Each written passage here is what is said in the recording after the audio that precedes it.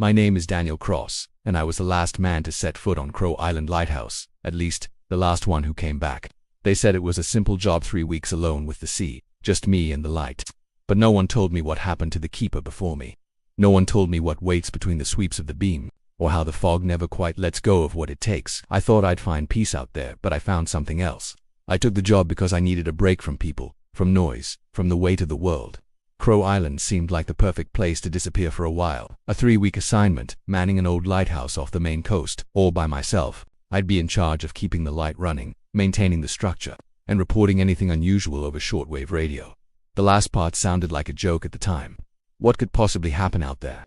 The island wasn't much, just jagged rocks, tough grass, and the lighthouse itself, a towering white cylinder rising out of the cliffside. The place looked like it hadn't changed in 100 years.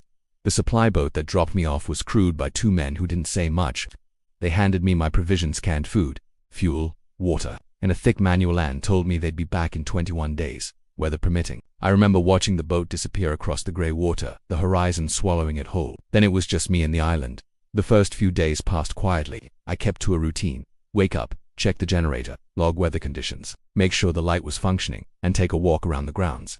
The ocean air was harsh but refreshing, and the silence was almost soothing. I read a few books, kept my logs updated, and listened to the wind push against the glass in the tower. The lighthouse had a strange hum to it, like the building itself was alive, old pipes groaning, beams creaking, always shifting slightly with each gust. The beacon light rotated every 10 seconds, casting a long beam across the dark sea. I'd watch it sometimes from the base of the tower, counting each rotation like a metronome. It was hypnotic, really. Every sweep made the shadows stretch then disappear. I imagined what it would be like to see that light from a boat, how it must look like a silent guardian in the night. But on the 5th night, something changed. I was in bed, staring up at the wooden ceiling, unable to sleep. The wind had died down to almost nothing, and the silence felt heavier than usual. I got up and walked to the window facing the cliffs, just to clear my head. The moon was high, casting an eerie silver glow on the rocks below. The sea was calm, black and endless. I stood there for a long while, watching the light rotate. 1 sweep, 2, 3 on the 4th pass. Something caught my eye. Just for a second, between the cliffs and the water, a shape appeared. Thin, upright, motionless. It stood out against the jagged rocks, too tall to be an animal, too still to be a bird. It was gone just as fast as it appeared, swallowed again by the dark. I blinked, strained my eyes. The next rotation showed nothing but wet stone and surf. I tried to laugh it off, a trick of the light, maybe, or my tired brain projecting shapes onto the shadows. I climbed back into bed, pulled the blanket up, and told myself I'd imagined it. But even as I closed my eyes, my body didn't relax. There was something in the air that night, a pressure, almost like the island was holding its breath, and somewhere deep inside me, a quiet warning whispered, "You're not alone here."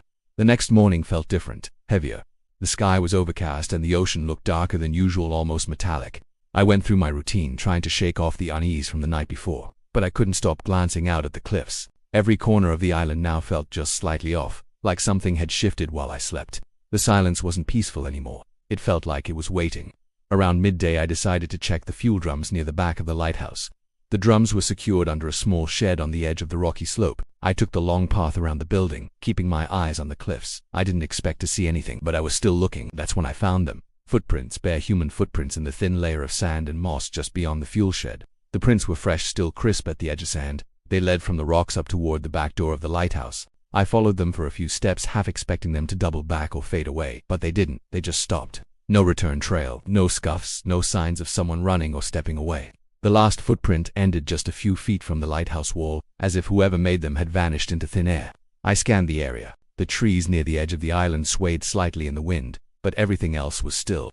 The sea stretched out beyond the cliffs, gray and flat, with no boats, no birds, no sign of life. I was the only one there. At least, I was supposed to be. I went back inside, locked the door, and sat down at the desk where the radio was. I turned the knob, listened to the hiss of static. No voices, no signal. I tried again.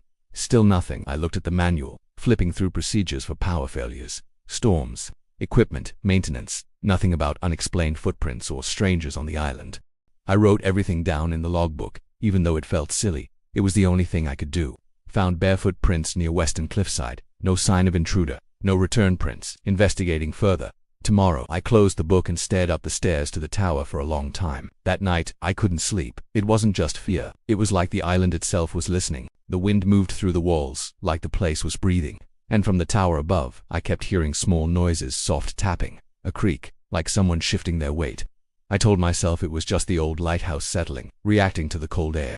But every time the beam of the light spun past the windows, I held my breath. It felt like something might be out there. At around 2 a.m., I sat up in bed, sweating. I thought I heard a step on the stairs, just one, then nothing. I stared at the space under the door, waiting for a shadow to pass. It never came, but sleep didn't come either. I was still sitting up when the sun finally rose, too afraid to close my eyes. By the 10th day, the island didn't feel peaceful anymore. It felt like a trap. The days were slow, the nights darker than I'd ever imagined. I kept hearing things, quiet shuffles on the stairs, soft sounds near the windows. I froze every time, waiting for something to follow, but nothing ever did. I tried to stay logical. Maybe it was just the wind. Maybe the isolation was messing with my mind, but deep down I knew something was wrong. That afternoon I tried to distract myself by cleaning the desk in the keeper's room. Most of the drawers were filled with junkled pens, scraps of paper, dull razors, and weather logs. When I pulled the bottom drawer, it got stuck. I yanked it harder, and a small leather notebook slid out from the back. It was old, the edges frayed and the cover warped from dampness. I opened it carefully. The first few pages were normal weather notes, passing ships, and maintenance checks. But a few entries in, the tone changed. February 2nd. Heard movement in the tower. Thought it was an animal. Checked nothing there. February 5th. Found barefoot prints near eastern rocks. No one else is here. February 9th. Woke up at 3:13 a.m. All doors locked. Inside of tower smells like salt water. The handwriting grew shaky, like the writer was nervous or weak. Some pages had little sketches drawings of the cliffs, the tower, and one of a tall, thin figure with no face. February 15th. Something in the sea. Watching the tower, not human. February 18th. It watches from the rocks. Doesn't move in daylight. The light keeps it back, I think. The final entry said, March 1st. I looked into the beam. Shouldn't have. It saw me. Now it knows. The next page was blank. The one after that was torn out. I didn't know who wrote it. The Coast Guard never told me why the last keeper left. Just that he was on leave, but I didn't think he left the normal way. That night, I checked every door and window again and again. I left every light on. I couldn't sleep. Around midnight, I climbed to the lantern room. I told myself it was just an inspection. The glass was covered in sea spray. The light turned slowly. I looked toward the trees near the western cliffs. For one moment, in the beam's sweep, I saw it, a pale figure, too tall, too still. Then it was gone. I waited for hours, but it didn't return. Not that night, but I knew it would. The next night a heavy fog came in. Thick, cold, and silent. I couldn't even see the trees anymore. The lighthouse beam barely cut through it. That's when the tapping started. Faint at first. Just a soft, irregular beat against the outside of the wall, too high for a branch, too sharp for rain. It would start and stop, always changing rhythm. I pressed my ear to the wall, trying to place it. It didn't sound like it was coming from one spot. It moved, sometimes on the north side, then suddenly to the west, always just out of sight. I went room to room, shining my flashlight at the windows, trying to catch whatever was making the noise. Nothing, not even footprints this time. The fog clung to the glass like breath. I gave up and went back to the desk. The journal sat beside the logbook where I'd left it.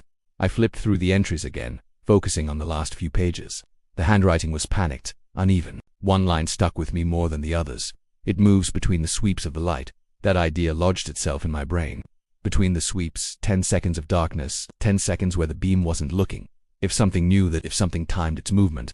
The light above kept turning, casting its silent judgment through the fog. I could hear the motor humming with each rotation. 10 seconds between each full sweep. I timed them, watched the glow slide across the tower, then disappear, then return.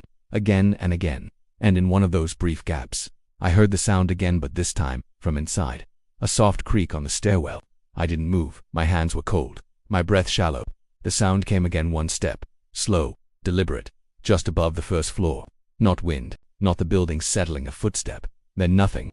I waited in silence for nearly an hour, staring at the staircase, flashlight in hand. I didn't go up. I couldn't. Instead, I locked myself in the small supply room next to the kitchen and waited until dawn. When the light finally changed, when the gray fog shifted to weak morning light, I crept out and checked the stairwell. There were no footprints, no marks, nothing disturbed.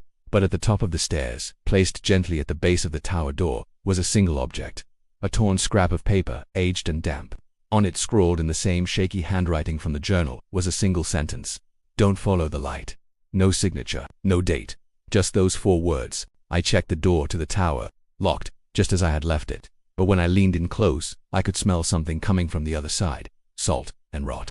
Like something that had been pulled from the bottom of the sea and left to fester. I backed away slowly, not taking my eyes off that door, because now I knew it wasn't just watching from outside anymore. It had found its way in. By the 14th night, I was barely sleeping. I kept the lights on in every room, even during the day. The radio was still dead, nothing but a low hum of static. The fog hadn't lifted, and the lighthouse beam, once so reliable, had started to falter. It would flicker at random, stutter in its rotation, hesitate in its sweep like something was interfering with the motor. I tried to repair it, but the machinery looked untouched, perfectly fine, and yet every few hours the light would stop, just for a few seconds longer than it should. I stayed downstairs most of the time, away from the tower, away from the stairwell. I could still hear footsteps up there at night, pacing slowly. Sometimes they'd stop for hours, sometimes they'd creak downward, one step at a time, only to retreat just as slowly. It felt like a game, like it was waiting to see how long I could take it before I broke. That night, the light stopped completely. There was no flicker, no warning. One moment the beam was cutting through the fog and, the next, darkness, heavy, complete, unnatural. I grabbed my flashlight and raced to the generator. The fuel was fine. Everything was running. I reset the switches, checked the wiring, nothing was wrong. But the tower was dark. The light had gone out, and I knew without reason or evidence that it wasn't going to turn back on. That's when the silence changed. It was no longer empty. There was something in it now, breathing close. I could feel it more than hear it. A low, wet inhale, as if something massive was trying to pull the air through lungs that hadn't been used in centuries. My skin went cold, my legs locked in place. I turned the flashlight toward the tower stairs. They were empty, but I knew it was up there. Still, I moved forward, one step at a time. Every part of me screamed to turn back, but something pulled me. Maybe it was instinct, maybe curiosity, or maybe the same thing that had taken the last keeper had started to work its way into my mind. The stairwell was darker than it should have been. My flashlight flickered as I climbed, the beam stuttering and fading. I passed the spot where I'd found the note. The door to the lantern room stood half open. The smell hit me before I stepped inside, thick salt, mildew, and something sour underneath it all. The kind of rot that sticks in your nose and coats your throat. The room was empty. At least, it looked that way. The beacon lens stood still, covered in condensation. The sea outside was a blank canvas of fog. I stepped closer, shining the light through the glass, trying to make sense of what I was seeing. There were shapes in the mist, dozens of them, thin, tall. Still, they weren't walking. They were waiting. Then I looked down, and I realized the condensation on the inside of the lens wasn't from the weather. It was handprints. Dozens of them, pressed against the glass from the inside. Some small, some massive. All elongated, distorted, like they'd been stretched or melted. Then my flashlight died, and for a moment, everything was absolutely still, until I felt the cold, wet touch of fingers on my shoulder. They found me 2 days later, curled up at the base of the tower. No injuries, no signs of exposure. Just sitting there, eyes wide open, whispering something over and over. I don't remember saying it, but the log says I did. Don't follow the light. It remembers you.